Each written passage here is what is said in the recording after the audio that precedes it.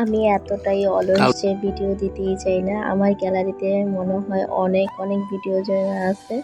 তো এই ভিডিওটা মনে হয় গত বছর শীতের ভিডিও একটা। তো আপনাদের ভাইয়ার জন্য আজকে গ্রিল আর নান রুটি বাসায় বানাচ্ছে। তো এখানে আমি আটা নিয়ে নিচ্ছি, সরি ময়দা নিয়ে নিয়েছি, আর হচ্ছে ইস্ট দিলাম আর আমার হাতে বানানো ঘি। আর এখানে একটু পরিমাণ মতো একটু দুধ দিয়ে দিছি আর একটুখানি সয়াবিন তেল দিয়ে ভালোভাবে ময়দাটা মাখিয়ে নিচ্ছি। তো ময়দাটা মাখানো হয়ে গেছে, এখানে আমি একটু হালকা কুসুম কুসুম গরম পানি দিয়ে দিচ্ছি, দিয়ে ভালোভাবে মাখিয়ে নিচ্ছি। তো মাখিয়ে আমি ঢাকনা দিয়ে ঢেকে রাখছিলাম। আর আমার মেয়ের কাণ্ড দেখেন। তুমি কি করো? কি বানাও? কি বানাও? রান্নাটি বানাও? হ্যাঁ, ও বাবা কি কার জন্য? বাবার জন্য? বাবার জন্য আছে, বানাও বানাও বানাও।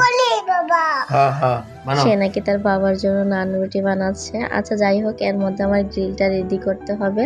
তো এর মধ্যে এখানে আমি 3 পিস মাংস নিয়েছি, কারণ আপনাদের ভাইয়া আর আমি খাবো, আর ফাইজামনিতে এত একটা খেতে পারে না। তো এর মধ্যে আমি এখানে একটু আদা আর একটু রসুন বাটা নিয়ে ভালোভাবে মাখিয়ে নিচ্ছি। তো এর মধ্যে আমি একটু লবণ, একটু হলুদের গুঁড়া, একটু ধনিয়ার গুঁড়া, একটু মরিচের গুঁড়া, একটু জিরার গুঁড়া, আর আমি সাথে এখানে একটু মুরগির মশলার প্যাকেটের মশলা একটু দিছি। আর এখানে আমি কর্নফ্লাওয়ার দিছি একটু, আর হচ্ছে সর্বশেষ আমি সয়া সস দিছি, তারপর লেবুর রস দিয়ে ভালোভাবে মাংসটা মাখিয়ে নিচ্ছি।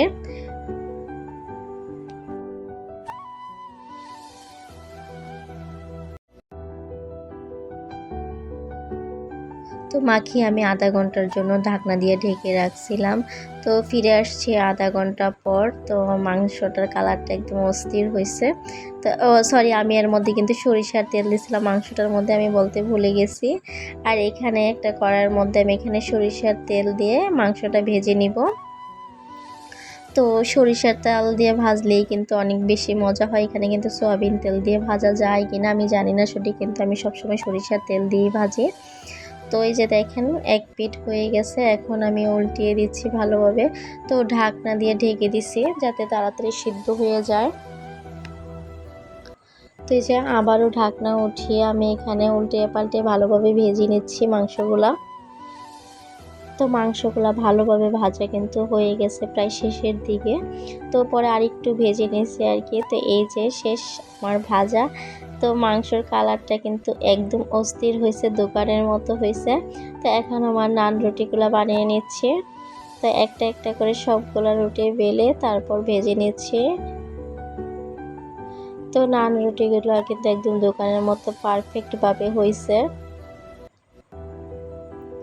তো এই যে একটা একটা করে সবগুলো রুটি আমার ভাজা শেষ, এখন খাওয়া দাওয়ার পালা। কারণ ওইদিকে বাবা আর মেয়ে একসাথে বসে আছে, কখন হবে আর কখন খাবে। তো এই যে বানানো কমপ্লিট, এখন তাদেরকে নিয়ে দিব। আর এই যে দেখেন তারা কি বলে। তো আমার ফাইজামনি কিন্তু তখন অনেক ছোট ছিল, 1 বছর আগের যেহেতু ভিডিওটা। ফাইজা, আমরা কি খাবো আজকে? তোমাদের জন্য আজকে গ্রিল বানাইছি আমি। ওয়াও কেমন হয়েছে? অনেক ভালো আছে, থ্যাংক ইউ। বাবা থ্যাংক ইউ আম্মু। সুন্দর করে পাটা সুন্দর করে বসো। দেখো তো মজা নেই? কেমন হয়েছে বাবা? মজা হয়েছে? ইয়ে দেখাও, রুটি দেখাও। ফায়দা তুমি কি খাও? একদম পারফেক্ট হয়ে সিদ্ধ হয়ে গেছে একদম। কি কি খাচ্ছ তোমরা? নান রুটি আর গ্রিল বাসায় বানাইছি আজকে। বাসা বানাইছো? মাশাআল্লাহ, অনেক সুন্দর হয়েছে। বাসা বানানো নান রুটি আর হচ্ছে আবার দেখাচ্ছি। মাশাআল্লাহ মাশাআল্লাহ, খাও সস দিয়ে খাও। গরম গরম নান রুটি আর গ্রিল, একদম পারফেক্ট হয়েছে নান রুটিটা।